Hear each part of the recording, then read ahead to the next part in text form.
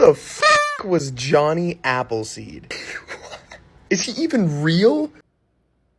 Well, yeah, Johnny Appleseed is real. There's just a lot to unpack with him. For starters, John Chapman was his real name. But then your next question's gonna be how many of the stories that I've heard about him are real? And it's a mixed bag. There are plenty of true stories, but there are a lot of exaggerations as well. For example, did he wear a cooking pot on top of his head? No, he did not. But he did at times wear a tin hat, which is different, but likely the inspiration from where the cooking pot hat came from. But it wasn't a pot itself. And then, were his feet tough enough to stop a rattlesnake's fangs or to walk on hot coals with ease? No. So now for the real stuff. He was born in the later 1700s and died in the mid 1800s.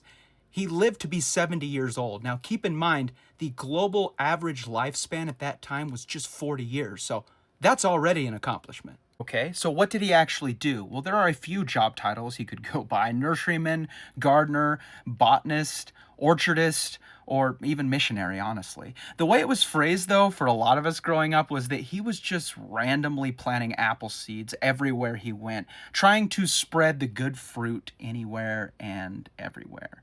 But he actually did it with strategy. He was meticulous. He established nurseries and tended them all over. And he did this so that the settlers in those areas could have both a food source and hard cider for their land claims. He would do this in exchange for goods and for services.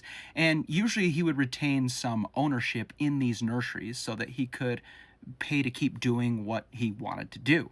And he was known for being very kind and generous, so even if you couldn't pay, he would be very understanding. Now, he also used what he did as an opportunity to spread his faith. I mentioned that he could be known as a missionary. He was very religious and did this to spread his religion. He was also known for being extremely caring and kind to all sorts of animals. So he became this larger-than-life legend, this folk hero who embodied this resilient spirit across the American frontier, and he had strong values and was a very generous person. So the settlers knew him, and he was loved by them. So this folklore spread, and then there was a popular Disney cartoon made around 100 years after his death, which exaggerated a lot about him, and bam, you're learning about him in school. Hope that helps.